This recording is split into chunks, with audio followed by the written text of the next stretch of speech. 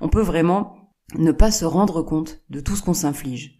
Les objectifs, les bilans, les réseaux sociaux aussi, ça peut renforcer la pression.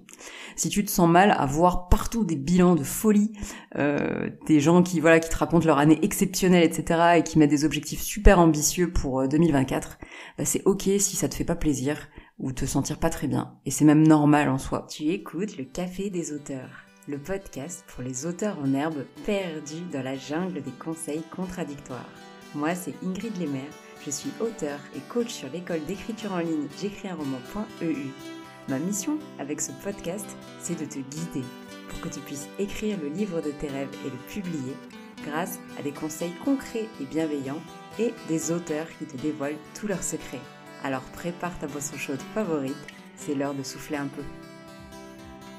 Hello collègue écrivain, cet épisode va te faire du bien si tu t'es senti complètement submergé en 2023, si tu as l'impression d'avoir passé l'année dans le tambour d'une machine à laver, mais aussi si c'est en vacances ou sous la douche que tu as les meilleures idées. Tu l'auras compris, on va parler du bilan 2023, des objectifs 2024, mais pas du tout de la manière, je pense, où tu t'attendrais, parce que surtout 2023, pour moi, c'était l'année d'un énorme plantage, et je vais donc t'expliquer un peu les leçons que je tire de cette année, qu'il s'agisse de mon cas personnel, mais aussi, je pense, de choses qui peuvent vraiment s'appliquer à toi. J'ai beaucoup de choses à te dire, donc on va commencer. Alors, avant tout, mes objectifs d'écriture 2023 étaient les suivants. En premier, finir mon roman Éclipse, qui en était à la fin des corrections, terminer mon roman Où germe l'ouragan, où là il fallait terminer le premier jet et les corrections, et je vais te donner deux autres objectifs qui ont a priori rien à voir avec le sujet, mais tu vas voir que ce n'est pas le cas. J'avais aussi comme objectif d'être plus sereine et de méditer tous les jours. Et maintenant, je vais te parler des leçons que j'ai apprises en 2023. Vraiment, cette année a été riche en apprentissage. Je vais donc me permettre de te raconter un peu un épisode personnel qui parlera notamment de crise de panique. Donc si c'est un sujet avec lequel tu es sensible, je te recommande de pas écouter l'épisode. Parce que si j'ai globalement atteint, voire explosé même certains objectifs, je me suis surtout énormément plantée en 2023, c'est ce que je te disais. Je te parlais de 2022 l'année dernière comme l'année où je me suis reconnectée à l'écriture, où j'ai visé grand et où j'ai éclaté mes objectifs. 2023, c'était l'opposé. Et c'est mon corps qui a tiré la sonnette d'alarme. J'avais des objectifs ambitieux, une vie pro et perso trépidante, beaucoup de stress constant parce que des proches, en l'occurrence mes grands-parents, allaient mal pendant cette année. Et en fait, ce qui s'est passé, c'est que mi-avril 2023, le métro dans lequel j'étais à Lyon s'est bloqué pendant 10 minutes. J'ai eu pour la première fois presque une grande crise d'angoisse spectaculaire. Ça a été la première d'une longue série, qui a empiré à chaque fois que je prenais le métro, en gros, et en été, j'avais quasiment la phobie de prendre le métro.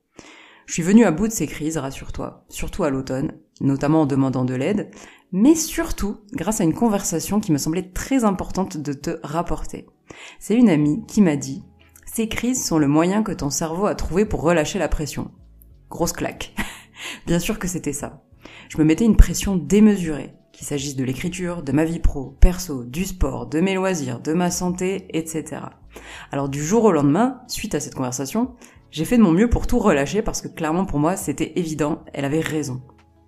J'ai laissé tomber la quasi-totalité de mes engagements du moment, que ce soit professionnel, personnel, avec des amis, etc. De mes objectifs aussi, le sport, les objectifs d'écriture, les projets que j'avais sur J'écris un roman, en dehors bien sûr des coachings sur lesquels j'étais engagée. Et du coup, ce qui s'est passé, c'est que j'ai passé 2 semaines dans un espèce de brouillard un peu bizarre. Je me sentais toute désœuvrée, toute perdue, parce que, entre guillemets, j'avais un peu rien à faire. Et je me suis remise à lire notamment, beaucoup. Et puis, les vacances sont arrivées en octobre. Et à ce moment-là, je pouvais déjà reprendre le métro normalement. Je voulais te raconter cette partie en détail, en fait, car la pression que je me mettais, je ne m'en étais pas du tout rendu compte, alors qu'aujourd'hui, ça semble évident quand je réfléchis à cette période où, même à chaque fois que j'avais l'impression qu'il fallait que je relâche un peu la pression, que j'étais pas très bien, je me remettais encore plus de pression en me disant, il faut que tu médites tous les jours, il faut que tu fasses du sport, etc., etc. On peut vraiment ne pas se rendre compte de tout ce qu'on s'inflige. Les objectifs, les bilans, les réseaux sociaux aussi, ça peut renforcer la pression. Si tu te sens mal à voir partout des bilans de folie, des gens qui te racontent leur année exceptionnelle, etc. et qui mettent des objectifs super ambitieux pour 2024, c'est ok si ça te fait pas plaisir ou te sentir pas très bien. Et c'est même normal en soi. L'écriture, c'est plutôt notre passion, notre loisir. Et la pression, tu le sais, je pense, ça aide pas trop du point de vue de notre créativité, de nos idées. Ça peut même nous faire bloquer. D'ailleurs, c'est quelque chose que moi j'ai testé, je t'en parlerai un peu plus tard. Je voulais aussi te parler d'autres difficultés que j'ai pu voir autour de moi surtout, mais également sur moi pendant cette année. Si tu écris ou si tu me suis depuis 2 ou 3 ans environ, tu en as peut-être un peu marre en fait. Et je te comprends. Tu en as peut-être marre d'écrire depuis 2-3 ans et de pas arriver au bout de tes projets, ou de pas avoir de résultats, ou d'avoir des refus de maisons d'édition, ou ce genre de jeu, ou d'avoir du mal à trouver des lecteurs aussi sur les réseaux. Et en fait, c'est normal. Tu as peut-être déjà entendu la phrase « l'amour dure 3 ans ». Alors, je te dirai pas l'auteur parce que je suis pas spécialement fan de cet auteur, mais en tout cas, derrière cette phrase, il y a vraiment quelque chose. Il y a le côté que la passion, on va dire, qui serait le début d'une relation, celle avec l'écriture, est peut-être un peu passée, et que tu es arrivé à une relation plus rationnelle, en fait, avec l'écriture, où il y a un peu des hauts et des bas. Et évidemment, ça peut déteindre sur ton moral et sur ta motivation. Si tu te sens concerné, pas de panique. On en parle encore dans cet épisode et tu pourras aussi venir en discuter avec moi sur les réseaux. Mais tu as tout mon soutien, c'est normal. La passion est finie, tu entres aussi dans une relation plus sérieuse, avec l'écriture plus long terme. Passons enfin à mon bilan 2023. Dans mon cas, les corrections sur Eclipse, suite à la signature donc avec un agent, ce qui en soit une très bonne nouvelle et qui n'était pas un objectif, donc de ce point de vue-là, youpi, en fait elles ont été très dures. Tu t'en doutes, vu tout ce que je t'ai raconté, je me mettais beaucoup de pression. J'avais du mal à avancer parce que du coup, la pression m'empêchait de voir clair sur les corrections à faire. De même, en fait, pour mon autre roman, Où germe l'ouragan, je les ai attaqués en novembre, mais en fait, j'étais déjà rincée par cette année éprouvante et aussi, je me mettais quand même encore un peu la pression, je pense, ou en tout cas, le fait de reprendre un autre projet, etc. Je n'y voyais jamais très clair dans les corrections que je voulais, sans compter que j'avais pas spécialement beaucoup réfléchi au sujet pendant toute l'année, tu t'en doutes. Et du coup, j'avais de nombreux blocages, j'avais aussi des soucis à résoudre dans mon intrigue pour ce roman-là. Je te le donne en 1000, ces soucis se sont réglés, comme par magie, le premier jour des vacances de Noël. Et oui, la pression était relâchée, tout allait bien. C'est pour ça que je te parlais du fait qu'on a nos idées de génie en vacances ou sous la douche.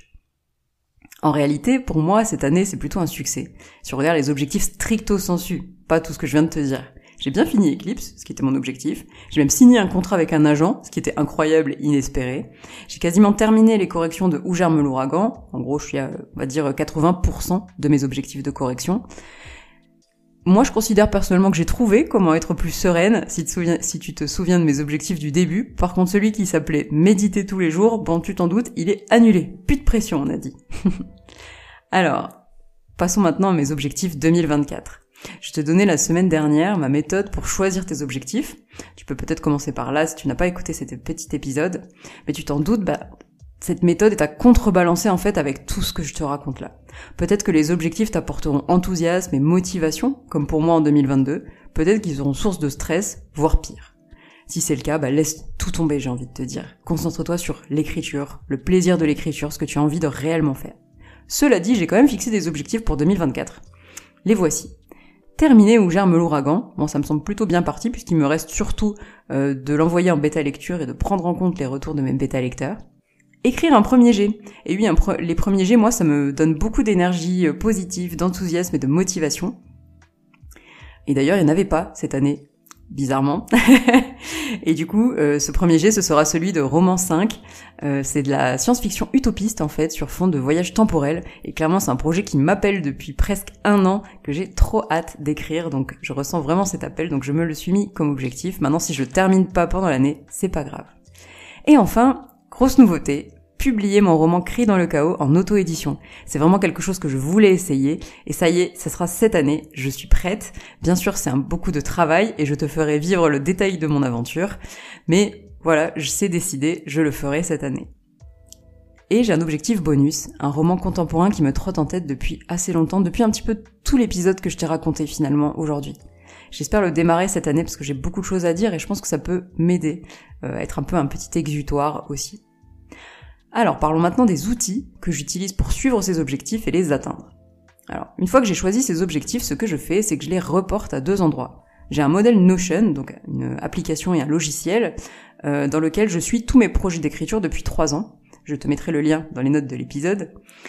Je le mets aussi dans mon bullet journal. Et je le publie dans ma communauté en ligne, les Terminoteurs, ainsi que sur les réseaux sociaux. Ça m'engage, moi je trouve que ça m'aide en tout cas, à atteindre mes objectifs et surtout à communiquer dessus.